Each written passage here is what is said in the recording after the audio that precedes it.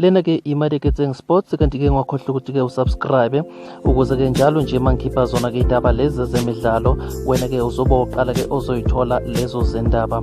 Udaba kolamba phambili ke namhlanje udaba lokuthi ke umphathi weChippa United uSiviwe Chippa Mpengesi ke uthi ke ke sekakhathele ke ukuxosha abaqeqeshi.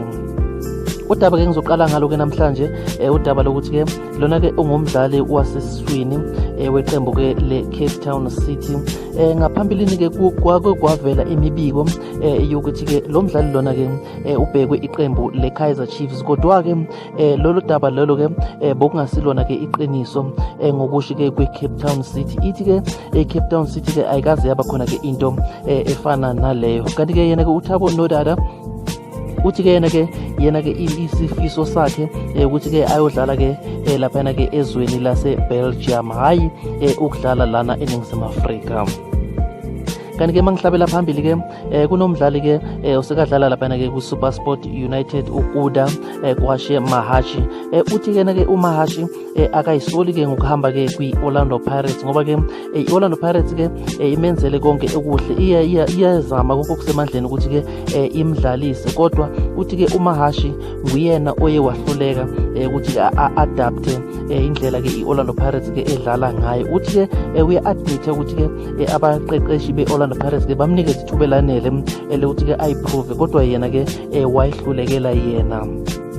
Ngizophethe ke ngodaba ke engiye ngaqala ngalo lokuthi ke lona ke ongumphathi weqembu iChippa United ke iChili Boys, yena ke uSiviwe Chippa Mpengesi. Uthi ke uChippa yena ke sekakhathele ke ukuthi ke axoshe abaqeqeshi.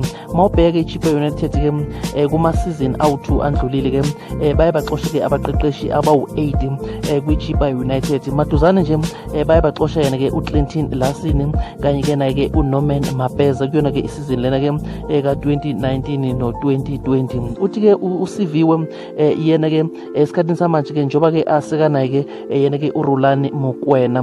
Uthi uyakholela kuRhulani futhi uyabona ke ukuthi ke uRhulani indoda elungile futhi ke enawo ke ama qualities ukuba umholi eqenjini.